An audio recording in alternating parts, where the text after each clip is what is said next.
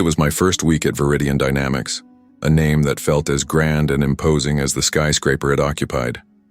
20 floors of polished glass and steel, a labyrinth of cubicles, and the promise of a big corporate future.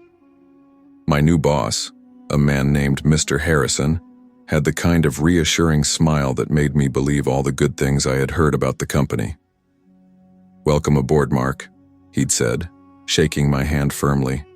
"You're going to love it here." And for the first few days I did. The work was demanding but engaging, and the air hummed with a quiet, professional energy. The only thing that stood out was the silence. It wasn't an empty silence.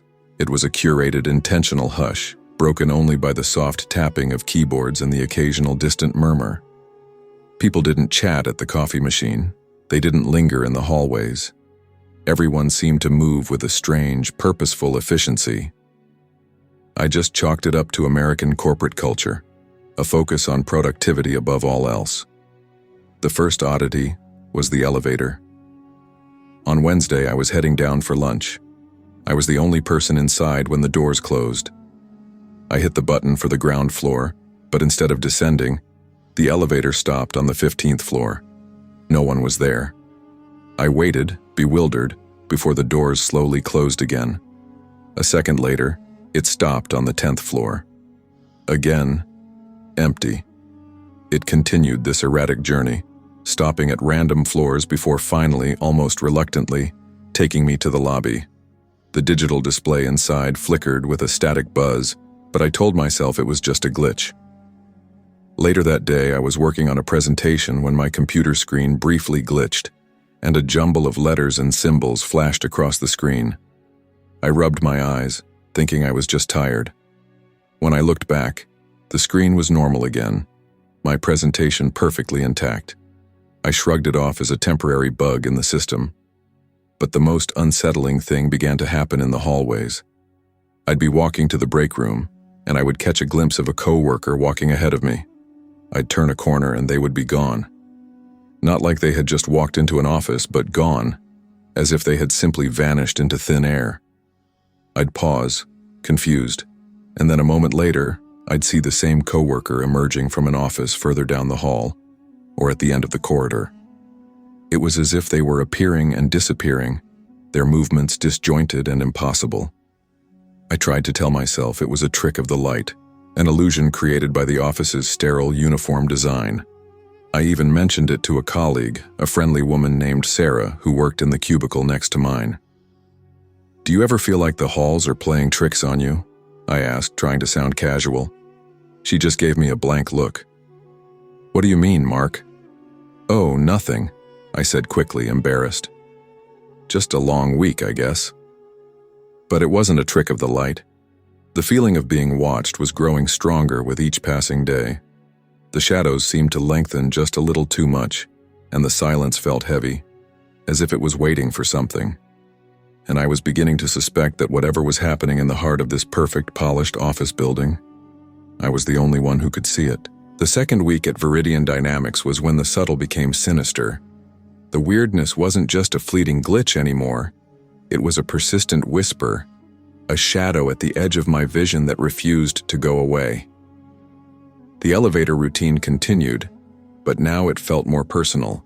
It would stop on floors where the lights were off, the air was cold, and the only sound was a low, humming static. I'd press the button for my floor frantically, but the doors would remain open for a full minute, as if waiting for someone or something to get in. Once a woman got on with me and the elevator stopped on the 13th floor, a floor that was supposedly empty. The doors opened to darkness. She glanced at me, her face pale, and whispered, "It always does that." She didn't seem scared, just resigned. That's when I knew I wasn't the only one seeing these things, but I was the only one who found them terrifying. The whispers began in the late afternoons. As the sun started to set, casting long, dramatic shadows across the cubicles, I'd hear a faint murmuring. It was like a crowd talking in another room, their voices too low to make out. I'd stand up and peer over my partition, but everyone was in their places, their heads bowed over their keyboards, completely silent. When I sat back down, the whispers would stop. I started to wonder if I was losing my mind, a thought that felt more frightening than any ghost story. The phones were the worst. My desk phone, a sleek black device that rarely rang, would suddenly light up with an incoming call. The caller ID would just say, "Unknown." I'd stare at it, my heart pounding, until it would stop ringing, only to start again a minute later. Once I mustered the courage to pick up. All I heard was dead air, and then a click, as if someone had just hung up on the other end. No breathing, no static, just a chilling, absolute silence. I even tried to mention the calls to Mr. Harrison, but he just chuckled and said, "Must be a telemarketer with a broken line. Don't worry about it." But the night I stayed late to finish a presentation, everything changed. I was alone, the only one on the entire floor. The office was quiet, save for the soft glow of my monitor. I felt an intense cold behind me and turned around slowly. Standing at the far end of the corridor, perfectly still, was a figure. It was one of my co-workers, a man from the accounting department with his back to me. He was just standing there, facing the blank wall, for what felt like an eternity. I wanted to call out to him, but something stopped me. A primal fear, a warning that to make a sound would be a mistake. I watched him, and as my eyes adjusted to the dim light, I realized it wasn't just him. All along the corridor in front of the cubicles and by the windows were other figures. They were the ones who vanished in the day, the people who moved with that strange efficiency. They were all standing still, like statues, facing the walls or staring out the windows, but the way they stood, it was unnatural. Their posture was rigid, their heads tilted just slightly. It looked as if they were all listening to something. My heart hammered against my ribs. I knew then that what I was seeing was not a trick of the light, not a hallucination. There was something profoundly wrong with this place, something living just beneath the surface of its polished facade. And I was trapped with it. I slowly grabbed my things, my eyes locked on the figures. I didn't care about the presentation anymore. I just had to get out. But as I reached for the door, the lights in the entire office flickered and went out, plunging me into a darkness that felt far from empty. The world fell into absolute darkness. My heart pounded so hard I thought it would burst through my chest. The humming of the computers ceased, and the silence that followed was suffocating. I couldn't see the shadowy figures anymore, but I knew they were still there, standing motionless in the blackness, listening. Panic clawed at my throat. I fumbled for my phone, its flashlight a weak but welcome beacon in the gloom. The beam cut through the darkness, illuminating the empty cubicles and the silent computers. I slowly scanned the corridor, my light trembling in my hand. They were still there. The accountant, the woman from HR, a few others I didn't recognize, frozen in their unnatural poses. Their forms were like a part of the darkness, only distinguishable by the faint outlines the phone light cast upon them. I knew then I had to run. I didn't care about the presentation, my job, or anything else. All I wanted was to get to the elevator, to the lobby, to the street, to anywhere but here. I crept backward, my sneakers squeaking softly on the polished floor. The sound was deafening in the silence. My eyes darted from one shadowy figure to the next, half expecting one of them to turn their head to acknowledge me. They didn't move. They just stood there, listening to a symphony of silence that only they could hear.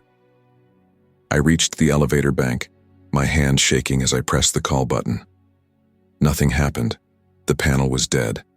A small cry of frustration escaped my lips. I tried the stairs. The door was heavy and unforgiving, but it opened. I stumbled inside, the darkness in the stairwell even thicker than in the office. I took a few steps down, the sound of my hurried breathing echoing in the enclosed space. Then I heard it. A whisper, right behind me. It wasn't a hallucination. It was a real, tangible sound. A cold breath on my neck, a voice that was too close, too clear, and yet utterly formless. It didn't speak a language. It was a collection of incoherent sounds, a chaotic mix of clicks and hisses. I didn't turn around, I didn't look, I just ran. I took the steps two at a time, my legs screaming in protest.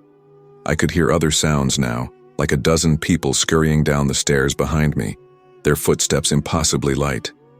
I didn't dare to look back. I just ran and ran and ran. I burst out of the stairwell on the ground floor, gasping for air. The lobby was dim, but a few emergency lights cast a faint, reassuring glow. I could see the revolving doors ahead, a symbol of freedom. My heart hammered with a desperate kind of hope. I pushed the door, a wave of relief washing over me as it spun, and I stumbled out onto the street. The cold night air hit my face, and I took a deep, shuddering breath. I was out. I was safe. But as I looked back at the skyscraper, its glass windows reflecting the city lights like 1,000 silent eyes, I saw them. In the windows of the 20th floor, the dark silhouettes of the office workers were standing perfectly still, watching me. They were all there, 100 faceless sentinels in 100 different windows. They hadn't moved. They had never moved. The sound in the stairwell, it hadn't come from them. The whispers in my head didn't stop. I walked down the street, my mind reeling. My phone, dead since I'd left the office, suddenly buzzed to life in my pocket. I pulled it out, and the screen lit up with a single unread text message. I didn't know the number. The message was just 3 words, repeated over and over. "We are listening."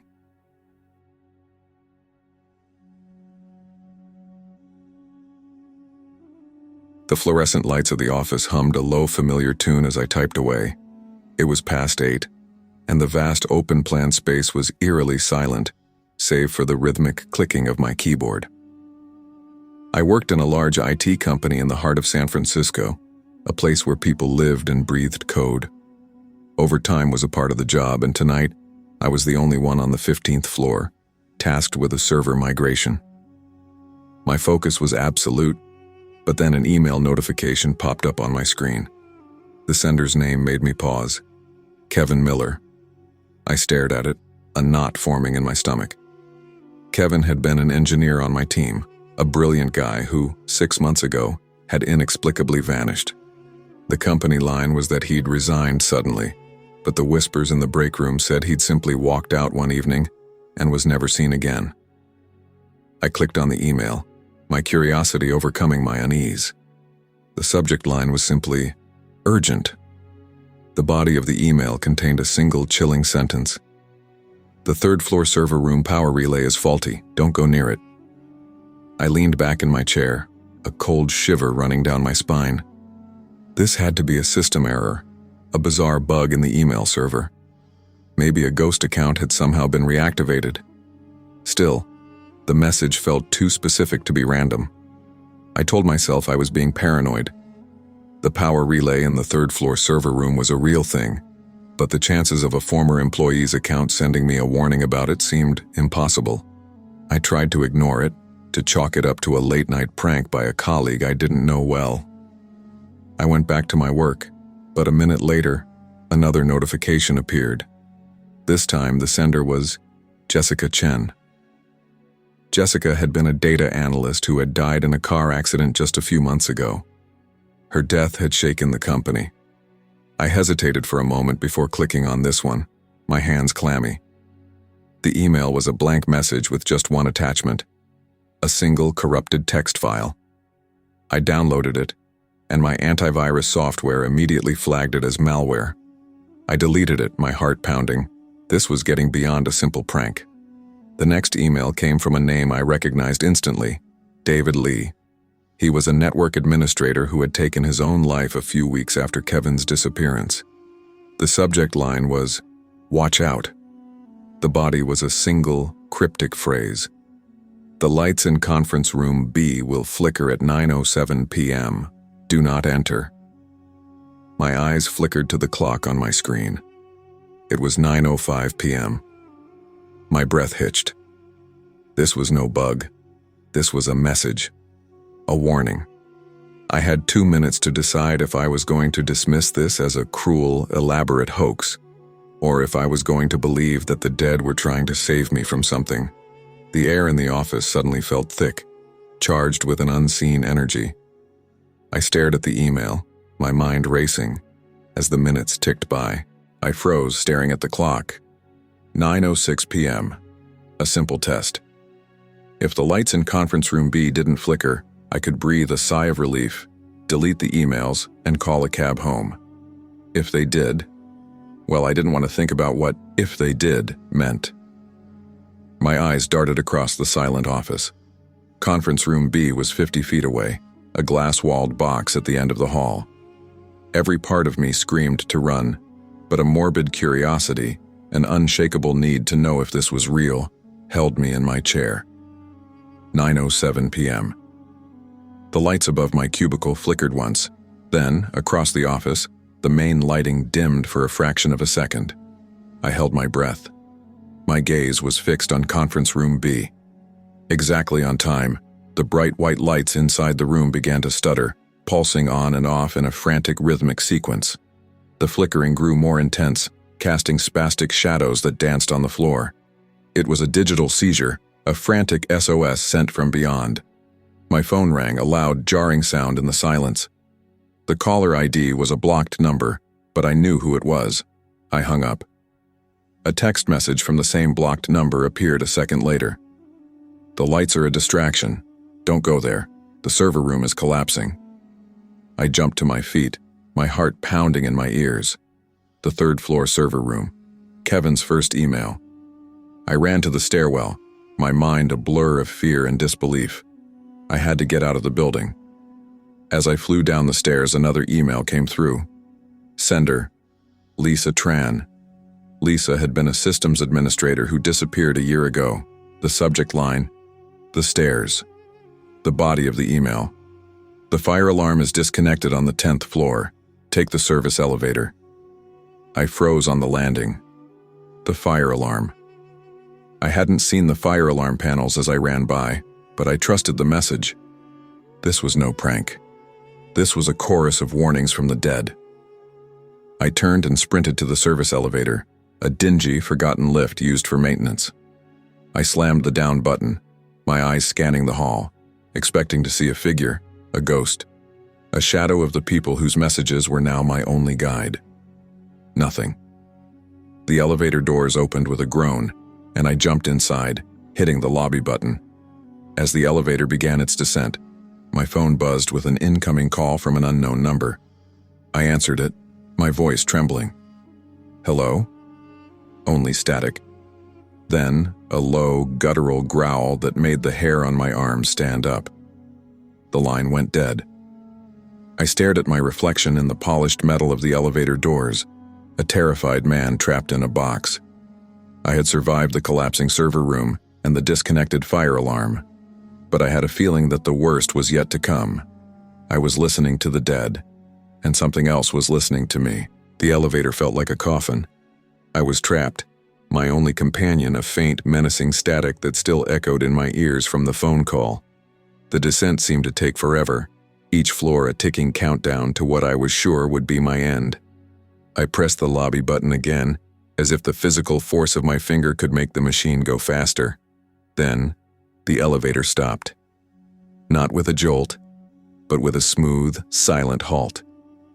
My stomach lurched. The digital display still showed I was on the 8th floor. The doors slid open to reveal a dimly lit corridor, and my blood ran cold. The floor was empty, but the air felt heavy and thick, like a physical presence was waiting for me. I could just make out a figure at the far end of the hall, standing perfectly still, its back to me. It wasn't one of my coworkers. It was a silhouette so dark it seemed to absorb the dim light around it. A new email notification popped up on my phone. The sender was administrator, a generic, faceless account. The subject line, "Do not get out." I was already frozen with terror, but the message sealed my fate. I stared at the dark figure, my entire body screaming in silent protest. I stayed in the elevator. The doors closed, and the lift shuddered back to life, continuing its slow, torturous descent. When the doors opened on the ground floor, I didn't hesitate. I sprinted out of the elevator and across the lobby, my shoes thudding on the marble floor. The security guard was at his desk, his back to me, engrossed in something on his computer. I didn't stop to talk. I ran to the revolving doors and pushed my way through, gasping for air as the cool night breeze hit my face. I was out. I was safe. I ran a few more blocks, not stopping until I was on a different street, the city's bright lights and bustling energy washing over me. I leaned against a building, my body shaking, and pulled out my phone. The emails, they were still there. David Lee, Jessica Chen, Kevin Miller, all of their names, their warnings, their messages. I stared at the list, the impossible proof of what had happened just minutes before. Then as I watched, the entire email thread vanished, not one by one, but all at once. The inbox refreshed, and every single email from the dead was gone, as if it had never existed. The only message remaining was a single archived email from administrator with a chilling subject line. "See you at work." I stared at the screen, my mind reeling. What had just happened? Had I imagined it all? The emails, the warnings, the server room, the figures in the hallway. It all felt so real. But now, there was nothing left to prove it. I was just a man standing on a street corner, my mind a storm of fear and confusion. I knew what I had seen, what I had experienced. But without any evidence, I was just another person who had a very bad night at the office. I was alive, but the doubt, that unsettling, gnawing uncertainty, was a ghost of its own, and I knew it would haunt me forever.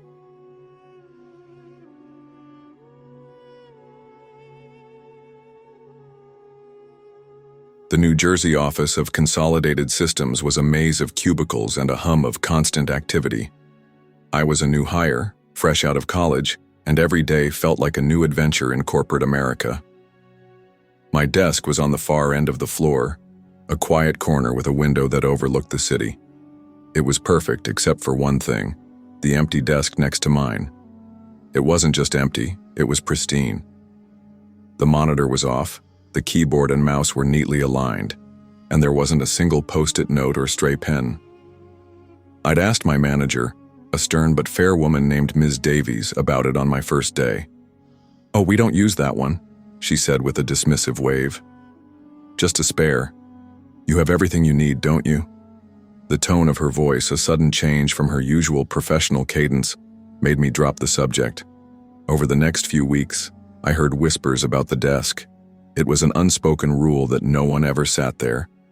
I heard rumors about the last person who had used it, a young man who started talking to himself, who shunned his colleagues, and who was eventually found by a security guard wandering the halls at midnight, long after everyone else had left. He was taken away and no one ever heard from him again. The story was always a hushed conversation, a quick glance toward the empty desk, and a nervous laugh. I thought it was just office gossip, a story to spook the new guy. One morning, my boss, Mr. Thompson, called me into his office. He was a friendly man who always had a smile on his face, but that day, his expression was unreadable. "Mark," he began, his voice low, "there's been a mix-up with the new server room layout. We need you to move to the other end of the floor just for a week. Your new temporary desk is the one next to the window."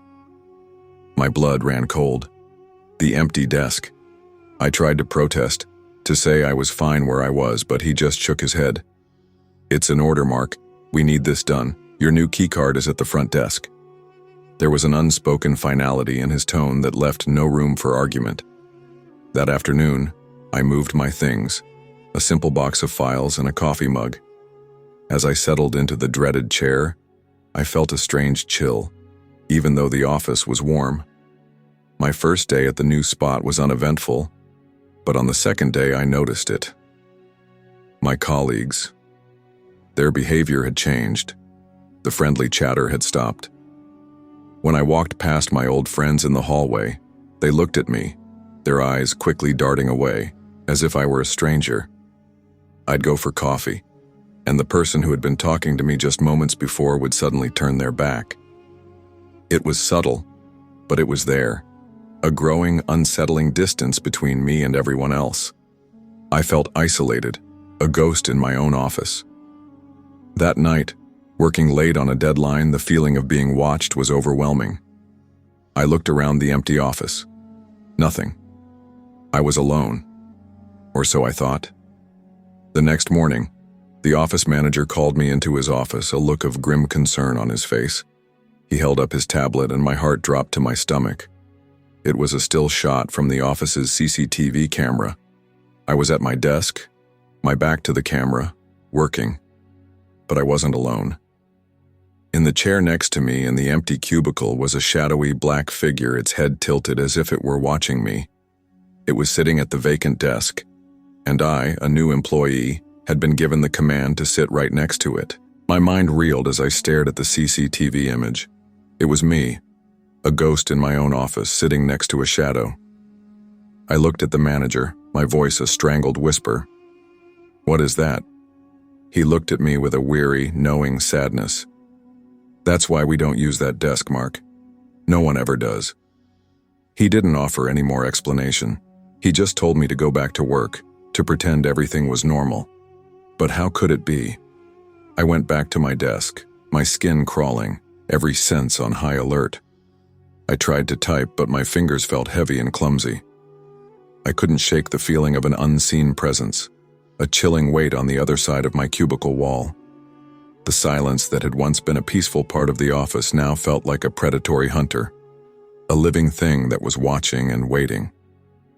My colleagues, who had been so distant the day before, were now treating me like I was invisible.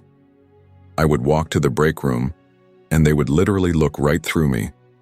I would say hello to someone, and they would just walk past, their eyes glazed over, as if they couldn't hear me. It was as if I was no longer a person to them, but an object, a piece of furniture they had to walk around. It was a terrifying form of psychological isolation. That evening, I decided to stay late to finish my work. I was alone, or at least I thought I was. The office lights were dim, and the city lights outside my window provided the only real illumination. I tried to focus, but the feeling of being watched was overwhelming.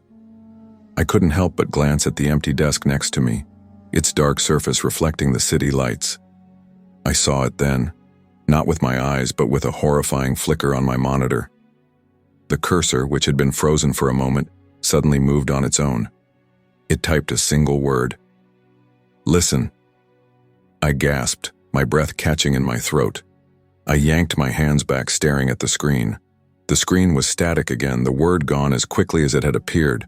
I grabbed my bag, my mind screaming at me to run, to get out of the building and never look back. As I fled down the main corridor, I heard a sound from the break room, a low, raspy whisper, a sound that made my skin crawl. It wasn't human. It was an echoing, hollow sound, like air escaping a collapsing lung. I ran faster, my heart pounding against my ribs, convinced that whatever was whispering was now hunting me. I burst out of the main door, my keycard beeping as I left the floor. I didn't stop to use the elevator. I flew down the stairs, a terrified blur in the half-lit stairwell, not caring how many floors I had to go. I just had to get out. As I reached the lobby, I saw the security guard sitting at his desk, his back to me. He was staring at the monitor, his expression unreadable. I looked at the screen and my heart dropped to my stomach for the second time that day. It was a live CCTV feed of my desk, but the camera was focused on the space between the two cubicles. I could see my back, but in the reflection of my monitor I could see it, the shadowy black figure, its head now turned, looking directly at the camera. I stumbled out of the building, my mind a storm of fear and confusion. I had escaped, but I had a chilling feeling that the empty desk was not the only thing I had to worry about. I didn't stop running until I was blocks away from the office building, the towering glass facade a distant silhouette against the night sky. The city's noise was a cold comfort, a cacophony of sirens and chatter that drowned out the silence and the whispers that had haunted me for days. I was free. I was alive. But as I leaned against a cold brick wall, my body shaking with a bone-deep terror, I knew I would never truly be safe. My mind raced back to the CCTV feed, to the shadowy figure that had turned its head to look directly into the camera. It knew it was being watched. It wasn't an invisible presence.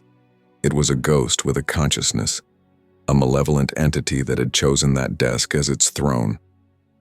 I replayed the whole horrifying ordeal in my head. The cold chill, my colleagues' sudden isolation of me, the word "listen" on my screen, the whispers in the break room. I had survived, but what had I survived? And for how long? I knew I couldn't go back to the office, not to pack up my things, not to give my notice, not for anything. The image of the shadow sitting at the desk, waiting, was burned into my mind. I was a fugitive from my own job, a ghost in the city I had once called home. The next morning, I couldn't bring myself to leave my apartment. I called Mr. Thompson, my boss, and told him I was sick. His voice on the other end of the line was cold, devoid of the friendly warmth he'd always shown me. "Your absence is noted, Mark," he said, his voice flat. "But you'll need to come in eventually. There are things you need to know about the office. The manager is expecting you." He hung up before I could respond. My phone rang again a few minutes later, the caller ID showing an unknown number. I hesitated, my hand trembling as I hit the answer button. "Hello?" "You can't hide," a low, raspy voice whispered. It was the same voice from the break room, the one that had made the hair on my arms stand up. "You can't escape it. You have to come back. We are waiting for you." The voice sounded as if it were coming from a great distance, echoing in a hollow, empty space. The call ended abruptly. I knew then that my escape was an illusion. The empty desk wasn't just a place, it was a gateway. A gateway to a dimension where I was invisible to the living and visible only to the dead. The shadow was a sentinel, and my colleagues, who now ignored me, were no longer in control of their actions. They were puppets, a collective of souls controlled by the entity that resided at the desk.